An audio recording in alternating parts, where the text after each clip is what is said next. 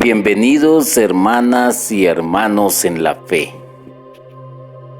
Gracias por el tiempo que prestan para poder escucharnos por medio de este sistema digital. El tema que les voy a entregar es la razón de los evangelios. Por eso digo: Señor, abre mis labios y mi boca proclamará tu palabra. Para los eruditos y estudiosos de la Biblia no es un secreto lo que está, por así decir, oculto en las Sagradas Escrituras. Para los neófitos es un poco difícil descubrirlo. Hoy, a través de esta plática, aprenderemos un poco sobre ello. No se puede abarcar todo en 30 o 40 minutos, porque hablar de cada evangelio nos llevaría un buen tiempo. Lo importante es que los evangelios están escritos por una razón, y que a pesar de que hay eruditos y estudiosos como en el tiempo de Jesús, ellos no entendieron el secreto que estaba, por así decirlo, oculto en las Sagradas Escrituras. Hoy tomo como punto de apoyo la Constitución dogmática sobre la divina revelación en su numeral 18. A nadie se le oculta que, entre todas las escrituras, aún del Nuevo Testamento, descuellan con razón los evangelios como testimonio principal que son sobre la vida y doctrina del Verbo encarnado, Salvador nuestro. Aquí se entiende, sin tanto preámbulo y sin tanta darle vuelta al asunto, que los evangelios nos van a ayudar a entender, a comprender y, por así decirlo, el testimonio principal que es la vida y la doctrina de Jesucristo, nuestro Salvador. Por ello es que Jesús dijo en una ocasión: escudriñad las Escrituras, pues ellas hablan de mí.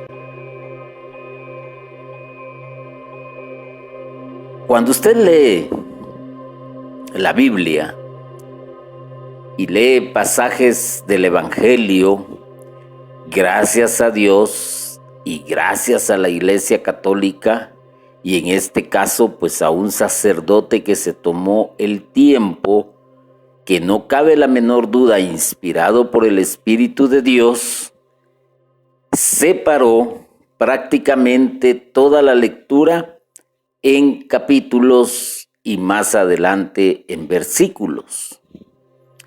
Y esto pues llegó a facilitarnos a nosotros la lectura de la Biblia. Y en el Evangelio, cuando nosotros leemos, hay una especie de coordenadas, llamémosle así, pero generalmente se le llama concordancia bíblica, y vamos a encontrar pasajes que nos remiten a los libros del Antiguo Testamento. Cuando seguimos esa guía o esa línea, vamos a ir descubriendo que ciertamente los evangelios hablan de Cristo y que el Antiguo Testamento habla de Cristo, y en la mayoría de las ocasiones de una manera, llamémosle, encriptada, por medio de símbolos. Por ejemplo, uno de los símbolos más importantes podríamos decir que es el maná. El maná pues se le llama el pan que cayó del cielo y que en una de sus traducciones pues es manú, que significa ¿y esto qué es?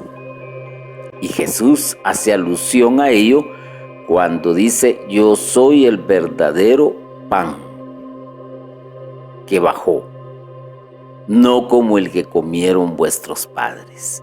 Entonces el maná viene a representar la figura de Cristo.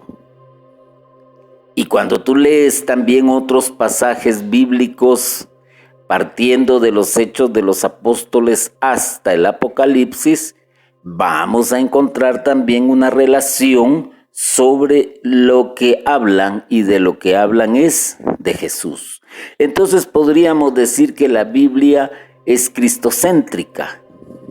Claro, se presenta por etapas, por fases, pero nos va dando esa idea de que realmente a nadie se le oculta que entre todas las escrituras, aún del Nuevo Testamento, descuellan con razón los evangelios como testimonio principal, que son sobre la vida y doctrina del Verbo encarnado, Salvador nuestro. ¿Quieres conocer toda la simbología que viene a prefigurar a Cristo? Pues lee el Antiguo Testamento. ¿Quieres entender todas esas figuras, todos esos símbolos? Pues lee los Evangelios.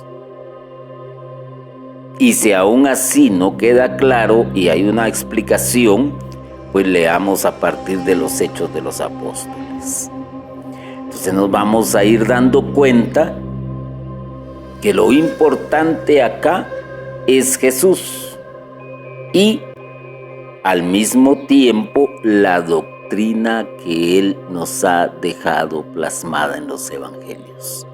Porque en los Evangelios es donde se dejó escrito lo que Jesús dijo de viva voz. Ya no hay, por así decirlo, como una suposición, como una cuestión simbólica, sino que ya son las palabras, los dichos y los hechos de Jesús. Y esa es la doctrina. Una doctrina que se va a preocupar antes de lo que es el cuerpo, que se corrompe en un sepulcro, se va a preocupar más que todo del espíritu del hombre, de la humanidad, donde ni el orín ni la polilla lo pueden corromper, porque el espíritu está llamado a vivir para toda la eternidad. Y lo que Jesús nos muestra es el regreso a la casa de Dios. Pero para ello, pues hay que entender la doctrina de Jesús, hay que entender lo que es, lo que Él quiere, y lo que Él quiere es que se haga la voluntad del Padre. Es la única manera, no hay otra. Y es aquí en la tierra donde se tiene la oportunidad de escoger el bien o de escoger el mal, de escoger el camino angosto o el camino ancho. Lamentablemente a veces estas palabras se toman tan literalmente que lo estamos viendo como una oportunidad únicamente material, ¿ya? Donde podemos escoger y decidir ciertas cuestiones que nos pueden ayudar a seguir viviendo bien o viviendo mal acá en la tierra. Pero el sentido más exacto es que estos caminos que se presentan, uno es el de la vida y otro es el de la muerte, pero eternamente. A veces es difícil entenderlo si no se entiende muy bien el contenido de las Sagradas Escrituras. Y gracias a Dios, pues hay personas que se han dedicado a estudiarlas. Ahí tenemos a los teólogos, tenemos a los sacerdotes, tenemos laicos que se han preocupado para estudiar las Escrituras y lo han hecho bajo los pilares esenciales, que es el magisterio de la Iglesia, que es la sagrada tradición y las sagradas escrituras. La Iglesia ha mantenido, y siempre donde quiera, y sigue manteniendo, que los 4 evangelios tienen un origen apostólico.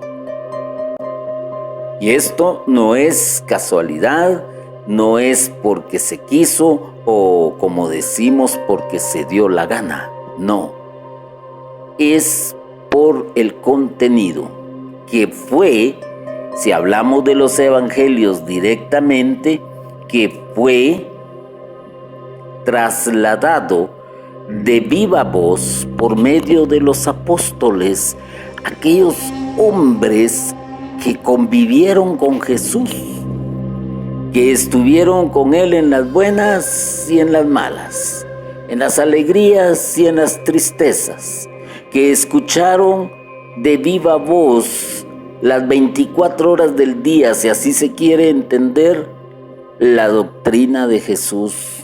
Él les fue enseñando, Él los fue guiando y Él los fue educando. Y ellos, a su vez, por la sagrada tradición, lo fueron trasladando de voz a voz, de viva voz. Por eso es que el primer evangelio se escribe más o menos 30 años después de Jesucristo. No vaya a creer usted, hermano y hermana, y esto lo digo no por los eruditos en la materia, sino por los que apenas se inician en el entendimiento y el estudio de la Biblia. Que a la par de que Jesús iba, venía y así había una bitácora. No es así. Esto se escribió hasta después, y tómese en cuenta algo muy importante de lo que dice el Evangelio según San Lucas. Si no me equivoco, y si no, pues usted me corrige o lo corrige más adelante, pero lo más importante es que dice: yo les voy a contar las cosas tal y como sucedieron. ¿Y por qué lo hizo? Porque hizo investigaciones, buscó los testigos, y estos a su vez le fueron trasladando todos los conocimientos que poseían. Podríamos decir, tal vez sin temor a equivocarnos, que entre todas las personas que probablemente con las que él tuvo contacto, que hizo una labor, llamémosle, de investigación periodística, probablemente pues se consultó o platicó con la Virgen María, con algunos de los apóstoles, con gente del camino y con todos aquellos que tuvieron o conocieron a Jesús. Y por eso él traslada en el Evangelio la historia tal y como sucedió, incluyendo las generaciones de José y de la Virgen María, para demostrar también de que el origen de Jesús era del origen de David, de la raíz de Jesé. Entonces, por eso la Iglesia sostiene que es de origen apostólico y no lo podemos contradecir, porque ¿quién más podría trasladar fiel y exactamente cada uno de los acontecimientos y cada una de las palabras que Jesús pudo haber dicho? Pero tómese en cuenta algo: no se perdió el estilo que tenía cada uno de los que escribió los evangelios. Juan mantuvo su estilo. Claro está que él se enfocó más en el aspecto teológico, en la simbología. Vino otro que escribió también el evangelio, San Mateo, y él lo escribió desde su propio estilo, desde su propia perspectiva, y al igual que Lucas y al igual que San Marcos. Pero, ojo, no se perdió la centralidad, No se perdió la doctrina, no se perdió el estilo de vida de Jesús. No se perdió, y eso es muy importante. Por eso es que la razón de los evangelios es una, es darnos a conocer la doctrina y la vida de Jesucristo, que es nuestro Salvador. Así que, efectivamente, lo que por mandato de Cristo predicaron los apóstoles, luego por inspiración del Espíritu Santo, ellos mismos y los varones apostólicos no lo transmitieron por escrito. Eso le llamamos nosotros una bendición. Eso le llamamos nosotros Dios se sigue manifestando. Eso le llamamos nosotros misericordia de Dios. ¿Por qué? Porque Él quiere que usted y que yo aspiremos a la salvación, que usted y yo tengamos la vida eterna. Pero para ello pues tenemos que conocer quién es el Hijo de Dios, cuál es la razón por la cual Él estuvo aquí en la tierra. Y esto lo hacemos únicamente leyendo las Sagradas Escrituras, a la luz del magisterio de la Iglesia, claro está, porque es de origen apostólico, porque Dios no cesa de manifestarse, no deja de seguir comunicándose con la humanidad. Póngase usted a pensar cuántos años hace que se escribió la Sagrada Escritura. ¿Cuántos años hace que se escribió el primer libro de la Sagrada Escritura? Los primeros 5, que es donde está pues prácticamente la raíz de todo. ¿Y de qué nos hablan estos 5 libros primeros? De la salvación, de una promesa, de una alianza. Y todos conocemos la historia, cómo Dios se manifiesta a sí mismo, se hace presente en la historia del hombre cuando le habla a Abraham. Pero antes de eso hay una gran promesa que se origina desde el mismo momento en que el hombre cae en desgracia. Y promete que va a venir alguien que va a aplastar la cabeza de la serpiente. Y que esta serpiente aún, quizás en los últimos estertores de su vida, va a alcanzar a morder el calcañar. Entonces, para entender todo esto, tendríamos que leer los evangelios y seguir las coordenadas que se nos presentan para poder irla estudiando de a poco. Y una de las mejores maneras quizás para entender todo esto, la razón de los evangelios, es tomar las Sagradas Escrituras, leer el evangelio, el que usted quiera, San Marcos, San Lucas, San Juan, San Mateo, el que usted quiera. Y comience por el capítulo 1, versículo 1. Y ahí va a encontrar ya los primeros literales, los que nos guían a otros pasajes bíblicos. Y detenerse a hacer un estudio, no simplemente a leer, no, a estudiar. Y aquí dije algo que también quizás a usted se le pasó por alto, pero fueron inspirados por el Espíritu Santo. Y por eso es que hay una concordancia. Por eso es que hay una centralidad. No se pierde el sentido bíblico, no se pierde el sentido de la salvación, no se pierde. Que esté explicado de diferente manera y que los desconocedores de las Sagradas Escrituras no lo entiendan, eso es otra historia. Porque para los neófitos o sea, los novatos, los que principian, los que comienzan, los que desconocen, es un poco difícil entender las Sagradas Escrituras. Y por eso es que yo trato hoy de explicarles un poco para que se metan en ese maravilloso mundo de las Sagradas Escrituras y entenderlo. Porque hay muchos que dicen, bueno, si este es un Dios de amor, porque hay guerras, porque hay odios, porque hay hambre, porque hay pobreza, porque hay violencia. Desconocimiento, definitivamente. Desconocimiento de la doctrina de Jesucristo. Desconocimiento del propio Dios, porque quien conduce a conocer a Dios es Jesús.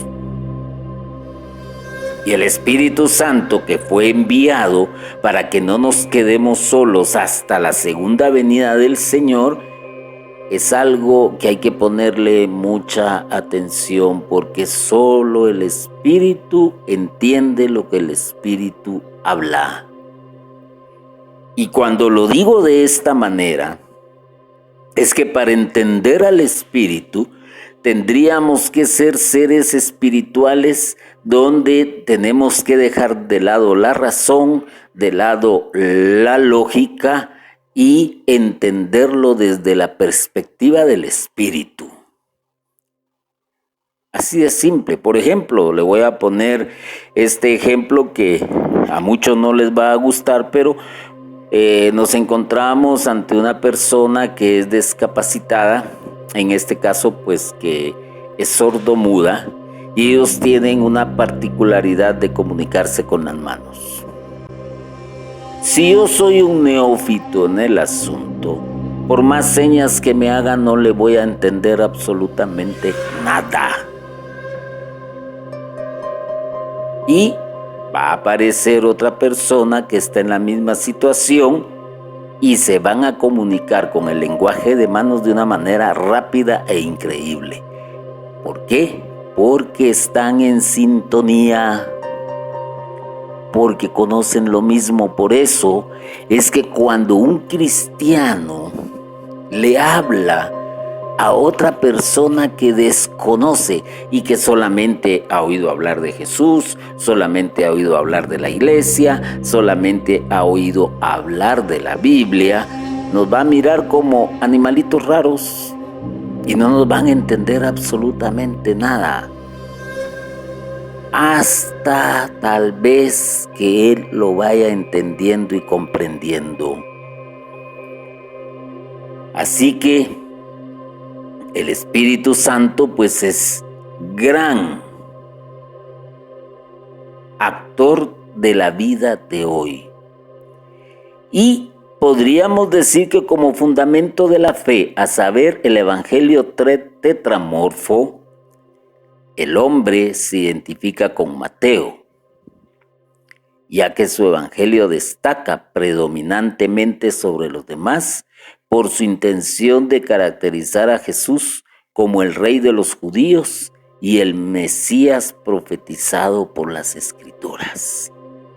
La palabra acá, porque también la Iglesia utiliza un lenguaje propio, podríamos decir un lenguaje técnico para que nos entendamos un poco más. Por ejemplo, el médico tiene su propia manera de comunicarse con sus colegas, hablan prácticamente el mismo idioma y utilizan palabras que ellos conocen muy bien lo que significa. Por ejemplo, usted puede decir, yo lo que tengo es un dolor de oídos, que ya no aguanto, que ya no soporto. Pero el médico viene y le podrá decir, mire, usted lo que tiene es una otitis. Cosa que quizás muchos no vamos a entender porque desconocemos el lenguaje técnico. Y lo mismo pues puede suceder con alguien que trabaje en el área estomatológica y que por ende le diga, mire, su problema es de endodoncia. Y nos deja prácticamente pensando qué nos está diciendo. peor si es peligroso, peor si me voy a morir, peor si ya no tengo cura.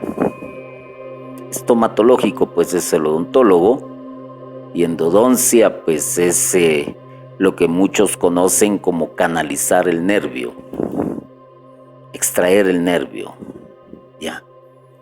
ya traducido a un lenguaje. Entonces la iglesia tiene su propio lenguaje de comunicarse también con los conocedores, y que, ojo, el neófito tiene que preocuparse por ir aprendiendo también ese lenguaje para que le sea más fácil la lectura de algunos documentos de la iglesia y, por qué no decirlo, también de la Biblia. Entonces, tetramorfo es una palabra que está formada de tetra, que es 4, y morfo, que es forma. Entonces son 4 formas que se presentan a los evangelios, y por eso el hombre se identifica con Mateo, porque este destaca, como ya lo dije anteriormente, a Jesús como el Rey de los judíos y el Mesías profetizado por las Escrituras, como algo tangible, como usted y como yo, con forma humana. Y como él se centra en esta línea, es por eso que el Evangelio de San Mateo pues se representa por medio de un hombre. En cambio, el Evangelio de San Marcos se va a identificar con el león, porque su evangelio se caracteriza predominantemente por caracterizar la voluntad de Cristo. Recordémonos que se le llama a Jesús el león de Judá. El león representa fuerza, representa libertad, representa poder, representa guía. Entonces, el evangelio de San Marcos pues se centra en esa característica de caracterizar la voluntad de Cristo. Por eso, vuelvo a repetirlo, se representa el Evangelio de San Marcos como el león. La verdad, y no temo confesarlo, cuando yo era un neófito, me escandalizaba ver estas figuras hasta cierto punto, en mi manera de pensar en ese entonces, paganas, de representar los evangelios. Pero ya lo entendí conforme me fui introduciendo en el estudio.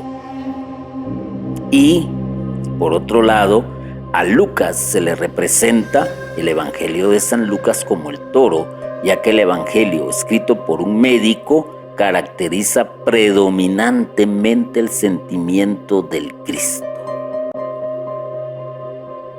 Ya nos vamos entendiendo entonces. Ahí el Evangelio se centra en el sentimiento de Cristo, en su sentir, en su empatía para con la humanidad, para con la voluntad de Dios y muchas cosas. Y por eso les decía, para leer los evangelios no es simplemente voy a sentarme a leer y voy a ver qué entiendo y humanamente voy a ver cuál es el sentido. Esto va más allá es más profundo, y para ello hay que saber nadar, porque de lo contrario se ahoga uno con tanta información que hay a veces en un único texto bíblico.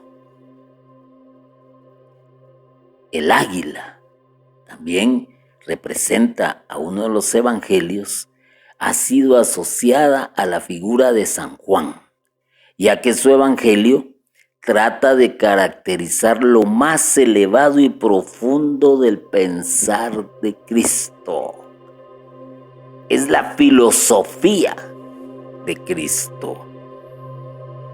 Es un pensamiento que nos saca de control, que nos hace ver las cosas de otra manera y no a la lógica del ser humano y al razonamiento del ser humano.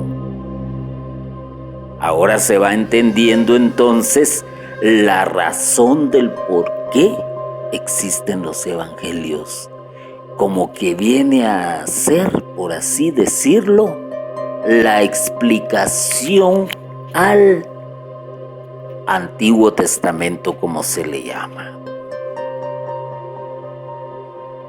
El Testamento podríamos definirlo como uno solo. Jesús vino a hacer que se cumpliera la ley y no a abolirla. Y los 10 mandamientos tienen vigencia tanto en el Antiguo como en el Nuevo Testamento. Pero para una mayor comprensión, como ya lo he dicho en otras ocasiones, se tuvo que dividir la historia.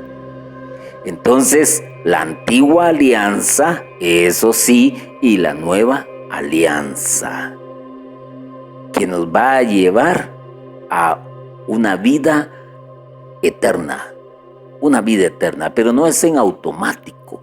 No es como cuando usted viene y se sube a las gradas de un centro comercial, de esas mecánicas que existen para subir al segundo nivel, lo lleva automáticamente. No es así, hay que hacer algo. Hay que entender el Evangelio, hay que entender la doctrina de Jesús, hay que entender la filosofía de Jesús, hay que entender el reinado de Jesús.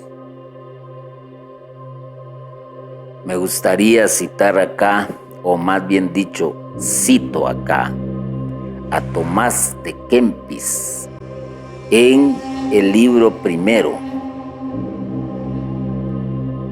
Y dice: más acaece que muchos, aunque a menudo oigan el Evangelio, gustan poco de él, porque no tienen el Espíritu de Cristo.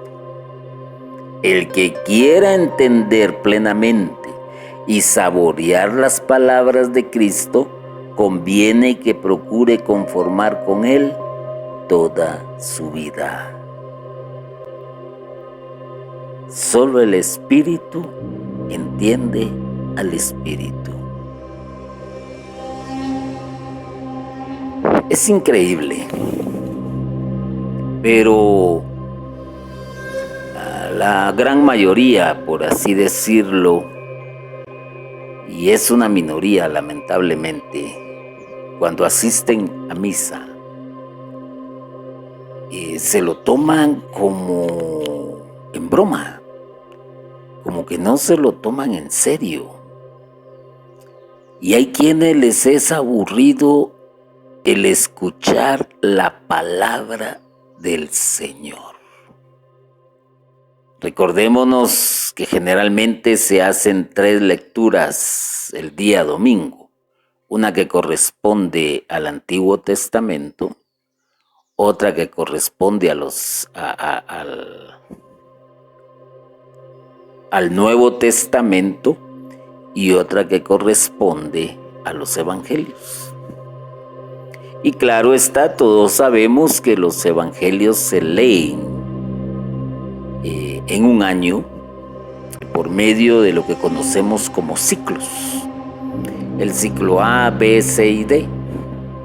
Eso quiere decir que hay un evangelio para cada año.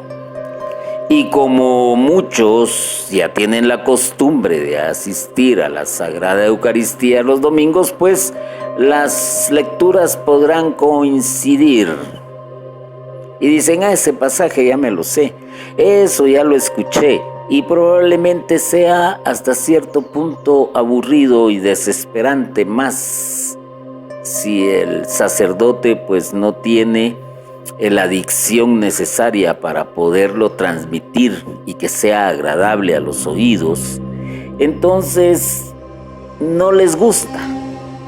Y miren, esto lo hace ver Tomás de Kempis. No les gusta.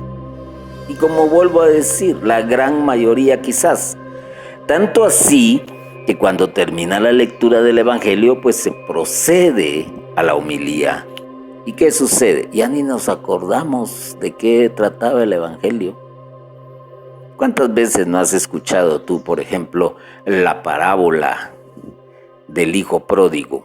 ¿Cuántas veces no has escuchado, por ejemplo, las 10 vírgenes, o que esperaban al novio, o aquella que tuvo que barrer la casa para poder buscar la moneda que se le perdió, o lo de los leprosos, o ciertas lecturas del Evangelio que se leen en ciertas ocasiones muy particulares, como por ejemplo en la época de Adviento, en la época de Pascua, en la época de Cuaresma? Y dice uno, pero si eso ya lo sé, eso ya me lo leyeron. Un momento, pero no gustas de él por una sencilla razón, porque no tienes el Espíritu de Cristo. Increíble. Hay que ponerle atención a esto, porque la razón del Evangelio es darnos a conocer la vida y doctrina de Jesucristo. Escudriñad las sagradas escrituras porque ellas hablan de mí. ¿Y qué pasó con aquellos que eran doctores de la ley y que eran los eruditos? Porque a veces el mucho conocimiento también te puede perder, porque te haces un sabelotodo y ya no aceptas más conocimientos o aprender, y crees que tienes la razón total en tu mano, y desechas y crees que esa es la verdad absoluta, y ellos no vieron al Mesías, no entendieron la divinidad de Jesús, no entendieron que eran al que había sido prometido, y terminan cometiendo una barbarie. Así de simple. Y esto que mencioné también de las formas humanas que se dan, no creamos que es algo nuevo, que sirven para representar algo, para hacer una simbología. Pues lee Daniel y lee Ezequiel, y ahí te vas a dar cuenta. Entonces, conviene que procuremos conformar con el Señor toda nuestra vida, o sea, aprender de Él, seguirle a Él. A veces es incongruente. Yo sigo a Cristo. Momento. Tú sigues a tu comunidad. Tú sigues a tu parroquia. Tú sigues quizás a aquel predicador que es buenísimo, aquel sacerdote que da excelentes homilías, y vaya, se han habido buenos. El Señor ha suscitado muy buenos sacerdotes que hablan muy bien y transmiten mensajes bien directos. Excelente. Hay predicadores laicos buenísimos, no lo vamos a negar. Y quizás tú confundes el seguirlos a ellos en su escucha en seguir a Cristo. O porque asistes a la iglesia, o porque cumples con los ritos, o porque haces tus oraciones, o porque a veces te tomas el tiempo para leer las Sagradas Escrituras, o porque te embebes en formarte y empiezas a tomar estudios de eclesiología, de mariología, cristología. Perfecto, todo eso está perfecto. Porque es la manera en que Dios te va preparando para ir conociendo más. Pero aquí hay que hacer un alto y ponerse a pensar, si realmente estás siguiendo a Cristo, ¿cuánto has cambiado? Porque esa doctrina se tiene que hacer vida en tu vida. Es lo que le sucedió a los apóstoles. Ellos pasaban con Jesús las 24 horas del día. Ellos conocieron toda la vida de Jesús, cuando estaba cansado, cuando sentía hambre, cuando estaba alegre. Y no creamos que Jesús no podía estar alegre. Eso no lo transmiten los evangelios por una sencilla razón. No es parte importante. Lo importante es la doctrina. Lo importante es lo que quieren transmitir acerca de la salvación del ser humano. Tampoco era un Cristo todo el tiempo sufriente en sus 3 años que estuvo aquí en la prédica. Bueno, él llegó y comenzó su ministerio cuando tenía aproximadamente 30 años. Y en esos 30 años, ¿qué? Fue un infeliz, fue un desgraciado. No, era un humano que compartía, que tenía amistades, que inclusive pues estudiaba, probablemente aprendió el oficio de su papá, de San José, conversaba con su mamá, más de alguna vez participó quizás en los juegos propios de la cultura israelita, aún de niño, de adolescente y de adulto, pero él tenía una misión y se muestra en esa misión justo en el tiempo que tenía que manifestarse. Y eso es lo que interesa. La vida de Jesús en esos 3 años, hasta que lo llevaron al patíbulo. Eso es lo que interesa. Ahí no interesa dónde estuvo escondido, qué pasó con que Jesús no aparece después de los 12 años, sino que reaparece en la boda de Caná, por así decirlo, en el bautismo por Juan. Eso no interesa. Los que vamos entendiendo el mensaje de la doctrina, eso es lo de menos. Lo importante es lo que nos transmite. Y por eso vuelvo a decir, sigues a Cristo, pues hazte como Cristo. No, ya no tendrás que ir a prisión, ya no tendrás que ir a la cruz, a que te crucifiquen. No, quizás simplemente te odien porque eres un santulón, porque has dejado tus borracheras, porque has dejado las infidelidades, el adulterio. Probable.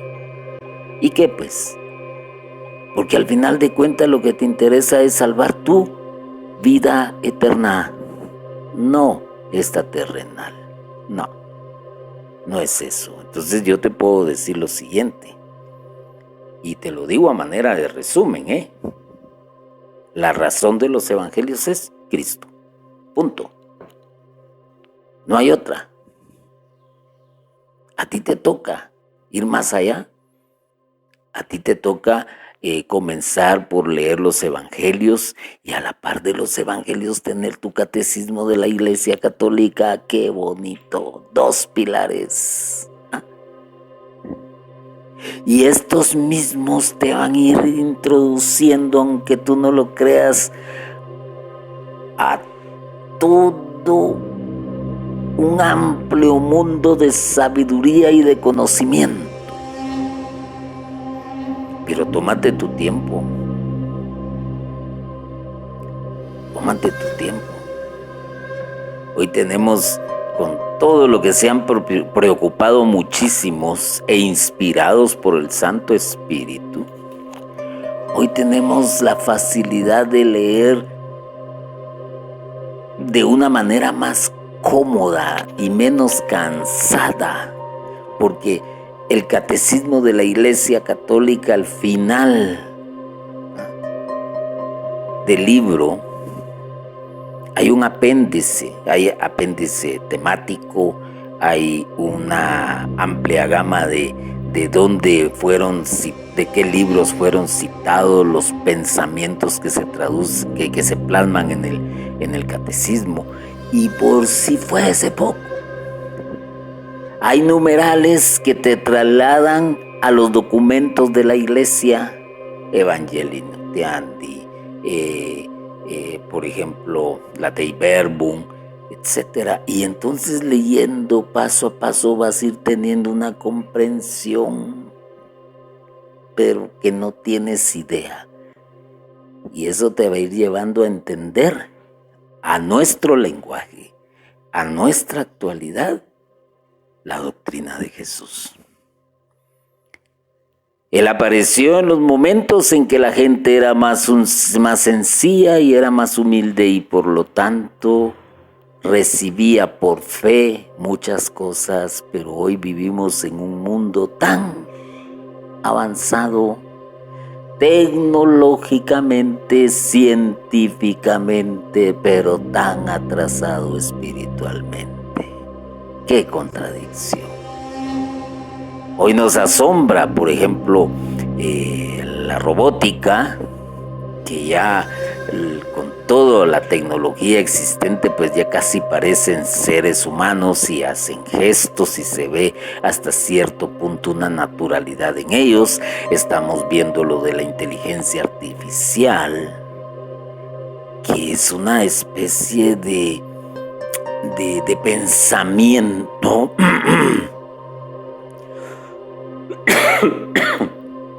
que nosotros no vamos a lograr entender. Así de simple.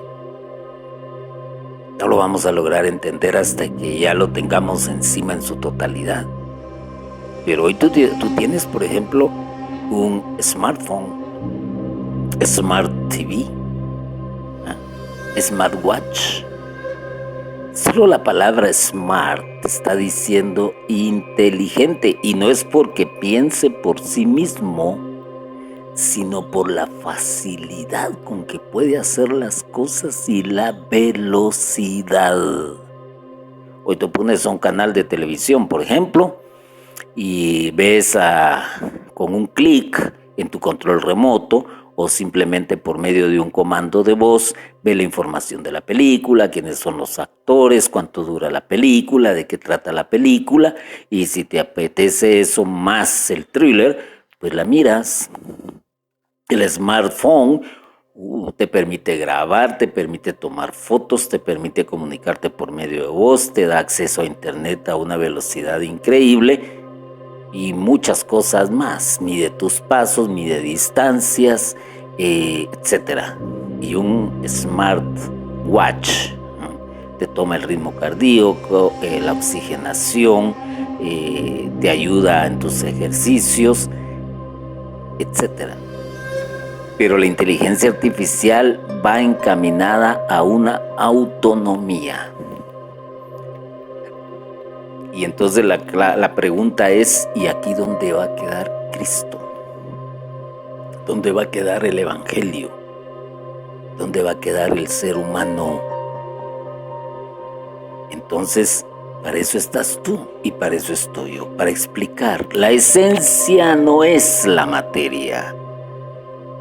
En términos del Evangelio, la esencia es el Espíritu, porque Dios quiere que sea tu espíritu el que se salve para la vida eterna. Aquí estamos aprisionados, ya lo dijo Pablo, estamos aprisionados. Así que, hermano y hermana, la razón de los evangelios es Cristo. Te dejo lo último.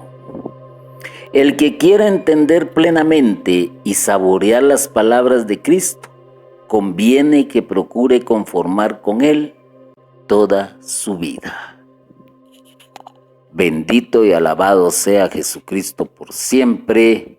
Amén.